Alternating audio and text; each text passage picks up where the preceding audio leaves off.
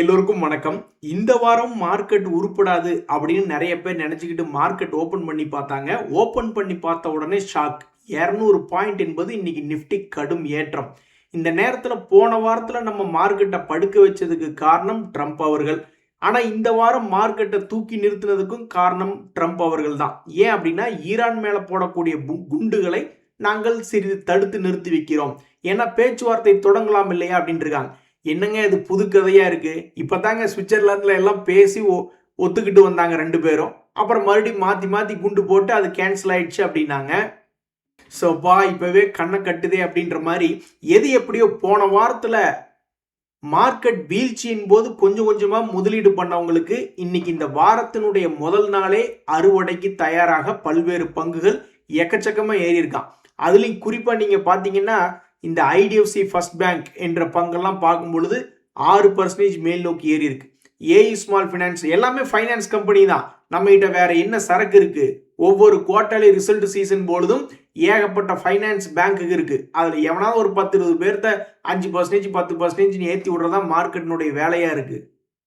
அந்த வகையில இந்த ரிசல்ட் சீசன் டைம்ல அருமையாக இருக்கக்கூடிய ஷேர் ஹோல்டர்ஸ்க்கு லாபம் செஞ்சு கொடுத்த பங்குகள் வரிசையில IDFC first bank, Shriram finance, AU small finance போன்ற பங்குகள்லாம் ஓரளவுக்கு மேலே ஏறி இருக்கு. எல்லாமே Q1 ரிசல்ட் சீசன் இம்பாக்ட் தான். இப்ப ட்ரம்ப் அவர்கள் நல்ல செய்தி சொல்லியிருக்கக்கூடிய இந்த நேரத்துல வேற எவனாவது நம்மளுக்கு குண்டு போடுற மாதிரி பெரிய தகவல்கள் கொண்டு வர முடியுமா? மார்க்கெட்ல வேற என்ன முக்கியமான நியூஸ் இருக்குன்னா, வரக்கூடிய புதன்கிழமை அன்னைக்கு அமெரிக்காவினுடைய எஃப்ஓஎம்சி மீட்டிங் இருக்கு. அவங்க இது தற்போது இன்ஃப்ளேஷன் ஜாஸ்தியா இருக்கு அப்படின்ற கணக்குல எங்காவது இன்ட்ரெஸ்ட் ரேட்டை ஏற்றி விடுறதோ அல்லது ஏதாவது ஒரு விஷயத்த சொல்றாங்கன்னு வச்சுங்களேன், பெரிதும் பாதிப்பு வர்றதுக்கு வாய்ப்பு இருக்கு. அந்த பாதிப்பு நம்மளுக்கு மேல் நோக்கி வர்ற மாதிரியும் இருக்கலாம் அல்லது கீழ் நோக்கி வர்ற மாதிரியும் இருக்கலாம். ஆக மொத்தம் இந்த வாரத்துல மிக முக்கியமான 2 செய்திகள். ஒன்னு, ட்ரம்ப் அவர்கள் சரி ஓகே குண்டு போடுறத கொஞ்ச நாள் நாங்க நிறுத்துறோம் அப்படின்னு சொல்லி இருக்கிறது. இன்னொன்னு, அமெரிக்காவிலிருந்து வந்திருக்கக்கூடிய தகவல்கள் தான். நம்ம நாட்டுல ஒண்ணுமே இல்லை போல. நண்பர்களே, இந்த நேரத்துல பல ட்ரேடர்கள் என்ன பண்றாங்கன்னா, ஒத்து வரல, ஒரு ஸ்டாக் எடுத்திருக்கோம், ஒரு மாசம் ஆச்சு, 5% கூட அவன் சம்பாரிச்சு தரல அப்படின்னா கழட்டி விட்டுறாங்க. நம்மள மாதிரி ரீட்டைல் ட்ரேடர்ஸ் ஒரு வருஷம் ஆனாலும் ஷேர் பிரைஸ் நகர்லைனாலும் கையில வச்சுக்கிட்டு இருக்கோம். ஆனா இவங்கெல்லாம் ஒரே ஒரு மாசம் ஒரு ஷேர் வாங்கி அதனுடைய பிரைஸ் நகரவே இல்லைன்னா டக்குன்னு அதுல இருந்து எக்ஸிட் ஆகி வேற ஷேருக்கு மாறிடுறாங்க. ஸோ ஸ்டாக் மார்க்கெட்ல இந்த டைம் ஸ்டாப் லாஸ் அப்படின்ற கான்செப்டும் இருக்கு. இன்னைக்கு ரிசல்ட் வரக்கூடிய ஷேர்களும் மிகப்பெரிய வாலட்டிலிட்டியான ஷேர். அதுலேயும் இந்த பாரத் எலக்ட்ரிகல்ஸ், அதே மாதிரி இந்த பாரத் எலக்ட்ரானிக்ஸ் போக இந்த Canara bank, Indus Towers, Coforge, ஹட்கோ, காட்ஃப்ரே பிலிப்ஸ்னு ஏகப்பட்ட ஷேர்கள் ரொம்ப வாலட்டிலிட்டியான ஷேர்கள். ஸோ இன்னைக்கு ஒரு அற்புதமான தகவல்களை Q1 ரிசல்ட்டுக்கு அப்புறம் எத்தனையோ பேர்த்துக்கு திடீர்னு காலையில் வந்தோடனே அவங்களுடைய ஷேர்ஸ் எல்லாம் 5% 6% ஏறி ஒரு மகிழ்ச்சியை கொண்டு வந்த மாதிரி இன்னைக்கு வரக்கூடிய ரிசல்ட்டில் வரக்கூடிய பங்குகள் நாளைக்கு ஏதாவது மாற்றத்தை கொண்டு வருமா? ஸோ ரிசல்ட் வரக்கூடிய பங்குகளில் உங்களுடைய ஷேர்ஸ் ஏதாவது போர்ட்ஃபோலியோவில் இருக்குன்னா ரொம்பவுமே ஆர்வமாக தான் இருக்கும். ஒரு உதாரணத்துக்கு பாரத் எலக்ட்ரானிக்ஸ் அப்படின்ற ஷேர் இருக்கு. இதுக்கு முன்னாடி இதே லெவலில் தான் இருந்துதான் டக்குன்னு ஒரு ஜம்ப் அடிச்சான்.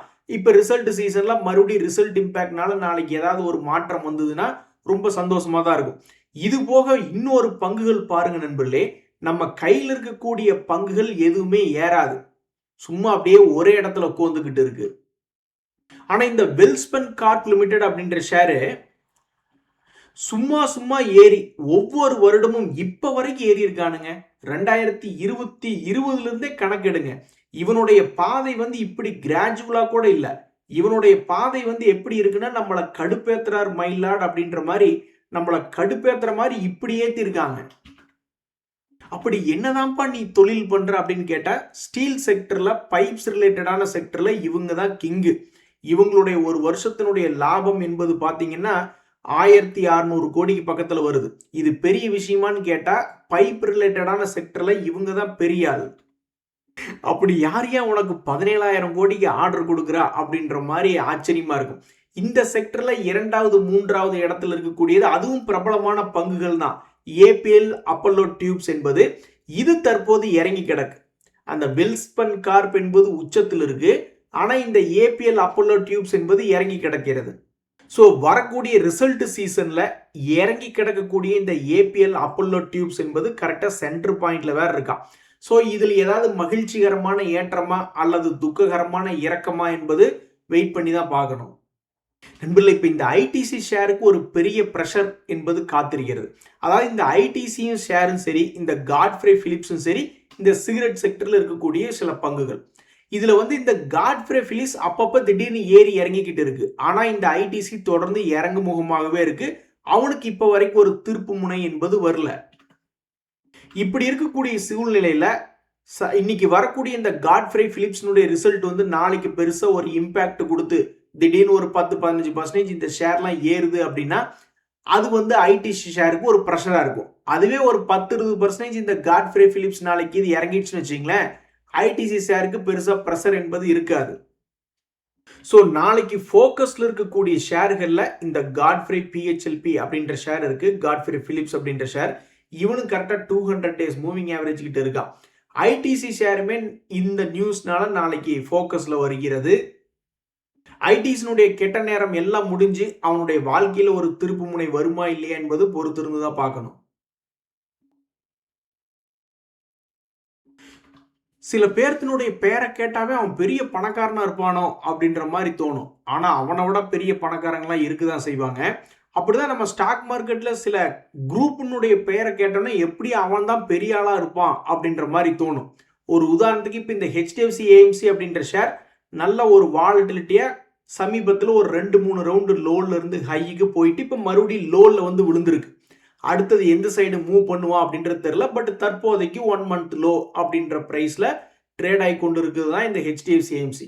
இப்படி இருக்கும்போது இந்த ஹெச்டிஎஃப்சி ஏஎம்சி இவங்க பண்ணக்கூடிய பிஸ்னஸ் பார்த்தா அடேங்கப்பா, ஒரு வருஷத்துக்கு 2950 கோடி பண்றாங்களா, அப்ப இவன் தான் பெரிய ஆள், இவனை யாருனாலும் பீட் பண்ண முடியாது நிறைய பேர் நினைப்பாங்க. கிடையாது. இப்ப நாம ஒரு உதாரணத்துக்கு நம்ம போய் எடுத்து பார்த்தோம்னா ஐசிசினுடைய ஒரு வருஷத்துக்கு எவ்வளவு பண்றாங்கன்னா 3486 கோடிக்கு பண்றாங்க. அதே மாதிரி எஸ்பி ஃபண்ட்ஸ் அப்படின்றத நம்ம போய் எடுத்து பார்க்குறோம்னா அவங்க ஒரு வருஷத்துக்கு 3067 கோடி பண்றாங்க. அதுக்கு பின்னாடி தான் இந்த ஹெச்டிஎஃப்சி ஏஎம்சி என்பது 2950 கோடி ப்ராஃபிட் அப்படின்னு வந்திருக்கு. அதே மாதிரி இந்த நிப்பான் லைஃப் இந்தியா ஏஎம்சி நினைச்சனுமே நிறைய பேர் என்ன நினைப்பாங்க, அட மார்க்கெட்ல ட்ரேட் ஆகிட்டு இருக்கக்கூடிய இடிஎஃப்ஸ்ல நிஃப்டி பீஸ், அந்த பீஸ், எந்த பீஸ் எடுத்தாலும் இவங்க தான்ப்பா அதை நடத்தக்கூடியவங்க, அதனால இவங்க பெரிய ஆளாக இருப்பாங்க அப்படின்ற மாதிரி தோணும். ஆனால் அதனுடைய பிஎன்எல் போய் எடுத்து பார்த்தோம்னா இது வெகு காலமாக பழைய கம்பெனியாக இருந்தாலும் இப்போதான் அது 1637 கோடியாக இருக்கிறது அதனுடைய சேல் ப்ராஃபிட் என்பது. ஆக மொத்தம் தற்போது சப்போர்ட்ல வந்து விழுந்து கிடக்கக்கூடிய இந்த ஹெச்டிஎஃப்சி ஏஎம்சிக்கு இது ஒரு சப்போர்ட்டாக இருந்து தூக்கி விடுமா அல்லது இந்த சப்போர்ட்டை உடைச்சு கீழே வருமா என்பது சிறிது காலம் கழித்து தான் தெரிய வரும். அன்னைக்கே அந்த ஜோசியர் சொன்னார் உங்க வாழ்க்கையில அடி விழுகும் அப்படின்ட்டு. அது மாதிரி தான் சமீபத்தில் அடிபட்டு கீழே விழுந்த ஷேர் என்ன அப்படின்னு பார்த்துட்டு இருந்தோம்னா இந்த இந்தியா மார்ட் அப்படின்ற ஷேர் அடிக்கடி மேலே வர்றதும் மறுபடியும் கீழே விழுவுறதும் மறுபடியும் மேலே போகிறதும் இப்போ மறுபடியும் கரெக்டாக அதனுடைய 2023கள் 25களில் என்ன லோ வந்து விழுந்தானோ அதே லோவில் இப்போ இந்த இந்தியா மார்ட் அப்படின்ற ஷேர் கீழே வந்து விழுந்திருக்கு. இந்த இந்தியா மார்ட்ல என்ன ஒரு முக்கியமான செய்தி என்னன்னா இது வந்து நஷ்டம் இல்லாத ஒரு பங்கு. இப்போ கூட 172 கோடி லாபம் அப்படின்ற மாதிரி ஜூன் குவார்டர்ல ரிசல்ட் கொடுத்துருக்காங்க. இதை வந்து இன்னும் மார்க்கெட் இக்னோர் பண்ணுது. பெருசா வந்து பரவாயில்லையே லாபம் கொடுத்துட்டாலேன்னு இன்னும் தூக்கி உட்கார வைக்கல. அதே மாதிரி டெக்னிக்கலாகவும் 2023ல இருந்து இந்த லோவை அவன் விட்டு கொடுக்கல. ஸோ அடுத்தது இவன் என்ன செய்ய போறான் அப்படின்றத பார்க்கறதுக்கு சுவாரஸ்யமா இருக்கு. அது மட்டும் இல்லாம இந்த இந்தியா மார்ட்டினுடைய பணம் ஃப்ரீ ரிசர்வ்ஸ் எவ்வளவு இருக்குன்னா ஆல்மோஸ்ட் 2340 கோடி பணம் என்பதாக இருக்கிறது. அதே மாதிரி இது ஒரு கடனே இல்லாத ஒரு பங்காகவும் இருக்கிறது. ஸோ லாபம் செய்யக்கூடிய பங்கு, டெக்னிக்கலாக சமீபத்தில் அதனுடைய 2023 லெவல்ல வந்து விழுந்த பங்கு, டிவிடெண்டும் கொடுத்து கொண்டிருக்கக்கூடிய பங்கு, இவனுக்கு இப்படி ஒரு சோதனையா? அப்படி என்னப்பா உனக்கு பிரச்சனை? ஸோ எந்த பங்கு எப்ப ஏறுவான்னே தெரியாது. அன்னைக்கு இப்படித்தான் ஜஸ்ட் டயல்னு ஒரு ஷேர் 2 நாள் அவன் பாட்டுக்கு ஒரு 20-30% ஏறிட்டான். நண்பர்களே, ஷேர் மார்க்கெட்ல நீங்க செலக்ட் பண்ணக்கூடிய ஒவ்வொரு ஷேர்களும் உங்களுடைய லாப நஷ்டங்களை எப்படி நிர்ணயிக்குது பாத்தீங்களா? இரும்புல பைப் செஞ்சு விற்கக்கூடிய அந்த வெல்ஸ்பன் கார்ப் அவன் என்னடானா உச்சத்தில் இருக்கான். அதுவே பிளாஸ்டிக்ல பைப்பு செஞ்சு விற்கக்கூடிய இந்த அஸ்ட்ரால் என்பது பாவம் கீழே விழுந்து கிடக்குது. இத்தனைக்கும் இந்த அஸ்ட்ரால் என்பது நஷ்டம் செய்யக்கூடிய ஷேரா? இல்லை, இந்த அஸ்ட்ரால் அப்படின்றது வந்து லாபம் செய்து கொண்டிருக்கக்கூடிய பங்கு. இவங்களுடைய Q4 ரிசல்ட் சீசன்ல 213 கோடி லாபம் என்று அதிகமான லாபத்தை தான் காமிச்சிருக்காங்க. ஸோ வரக்கூடிய Q1 ரிசல்ட் சீசன்ல ஓரளவுக்கு நல்ல லாபம் காமிச்சு மறுபடியும் பழைய ஹை 2026 ஹையை திருப்பி வந்து தொட்டாலும் சரி, அல்லது 2024 உச்சபட்ச ஹை 2400 ரூபா, அது இங்கிருந்து 1000 ரூபா தள்ளி இருக்கு. இதுல எதை வந்து தொட்டாலும் பரவாயில்லையே அப்படின்னு பல பேர் காத்து கிடக்குறாங்க. ஸோ வரக்கூடிய ரிசல்ட் சீசன்ல இந்த பங்கு மேல் நோக்கி போகிறதா அல்லது கீழே வர போகிறதா என்பதை பார்க்கறதுக்கு ஒரு பெரிய கூட்டமே ஆவலா இருக்கு. சமீபத்திய லோவும் சரி ஹையும் சரி ரொம்ப அதிகமாக தான் இருக்குது. ஆனா ஃபர்ஸ்ட் இவன் எதை போய் தொடுவான், ஹையை ஃபர்ஸ்ட் டச் பண்ணுவானா அல்லது லோவை டச் பண்ணுவானா அப்படின்றது யாருனாலையுமே கணிக்க முடியாது. மேபி அவங்கவுங்களுக்குன்னு சில ஒப்பீனியன் இருக்கும். சில பேர் என்ன நினைப்பாங்க, அட இது லாபம் செய்யக்கூடிய பங்கு, ஒரு Q1 ரிசல்ட் நல்லா கொடுத்தானா டக்குன்னு மேல போயிடுவான் அப்படின்ற மாதிரி சில பேர் நினைப்பாங்க. இருந்தாலும் சில பேர் என்ன நினைப்பாங்க, அது எப்படி 200 டேஸ் மூவிங் ஆவரேஜ் கீழே தான் இருக்கு, மொமெண்டம் இல்ல, அதை வந்து தொட்டாலும் அவனை கீழே இறக்கி விட்டுருவாங்க அப்படின்ற மாதிரி சில பேர் நினைப்பாங்க. ஸோ இது இங்கிருந்து ரேலி வருதா அல்லது கரெக்ஷன் வருதா என்பது வெயிட் பண்ணி தான் பார்க்கணும். நண்பர்களே, போன ரிசல்ட் சீசன்லயே இந்த ட்ரைடன்ட் அப்படின்ற ஷேர் மேல பெரிய எதிர்பார்ப்பு இருந்தது. ஏன்னா அவங்களுடைய லாபம் வந்து 44 கோடி தாண்டி 102 கோடி லாபம்னு சொல்லி ரிப்போர்ட் பண்ணியிருந்தாங்க. அதுக்கும் அந்த ட்ரைடன்ட் அப்படின்ற ஷேர் பெரிய அளவுல மாற்றம் என்பது கொண்டு வரல. இப்ப இந்த குவார்டர்லி ரிசல்ட்ல என்ன சொல்லியிருக்காங்கன்னா 158 கோடி லாபம். எப்படி ஸ்டாக் மார்க்கெட்ல இதை கவனிக்காம விடுறாங்க? ஏன் நம்மளுடைய ஸ்டாக் மார்க்கெட் இவனுடைய பழைய ஹைக்கு கொண்டு வர மாட்டேங்குது? இது லாபம் செய்யக்கூடிய ஷேர் தான், இருந்தாலும் 52 வீக் லோல கொண்டு வந்து வச்சிருக்கான். அது கூட பரவாயில்ல. பட் கடந்த 2 குவார்டர்களாக லாபத்தை இம்ப்ரூவ் பண்ணி கொடுத்துருக்கு. அதே மாதிரி அதனுடைய சேல்ஸ் என்பது கடந்த 2 குவார்டர்களாக மார்ஜினலா கொஞ்சம் இம்ப்ரூவ்மெண்ட் பண்ணி கொடுத்துருக்கு. எல்லாத்தையும் விட மார்க்கெட்டே ரொம்ப கஷ்டத்தில் இருக்கு. யாருனாலையுமே பெருசா ப்ராஃபிட் மார்ஜின் வைக்க முடியல. ஆனா இவன் ப்ராஃபிட் மார்ஜினை இம்ப்ரூவ் பண்ணி தன்னுடைய பழைய ப்ராஃபிட் மார்ஜினுக்கே வந்திருக்கான். இத்தனை நல்ல விஷயத்தையும் பண்ணி எஃப்ஐஸ்னுடைய தொந்தரவும் பெருசா இல்ல. சில கம்பெனிகள் எல்லாம் வந்து எஃப்ஐஸ் 20% 15% ஹோல்டிங் வச்சிருப்பாங்க. அவங்க பாட்டுக்கு தொடர்ந்து வித்துக்கிட்டே இருப்பாங்க. ஆனா இங்க போய் பார்த்தோம்னா எஃப்ஐஸ் யாருமே அப்படி செல்லிங் பிரஷரே கொடுக்கல. ஸோ சமீபத்தில் எத்தனையோ சின்ன சின்ன கம்பெனிகள் மேல் நோக்கி வந்தா, ஆனா இந்த ட்ரைடன்ட் ஒரு சின்ன கம்பெனி தான், 25 ரூபாய்க்கு ட்ரேட் ஆயிட்டு இருக்கு இப்ப வரைக்கும். ஆனா இதுக்கு ஒரு நல்ல காலம் என்பது வரல.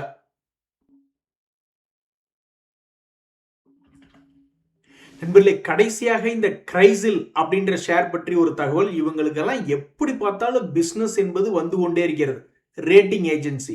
அப்ப இவங்களுடைய சமீபத்திய லாபம் என்ன அப்படின்னு பாத்தீங்கன்னா கிட்டத்தட்ட 216 கோடி லாபம். ஸோ தொடர்ந்து லாபம் செய்யக்கூடிய ஒரு ரேட்டிங் ஏஜென்சி தான் இந்த கிரைசில்.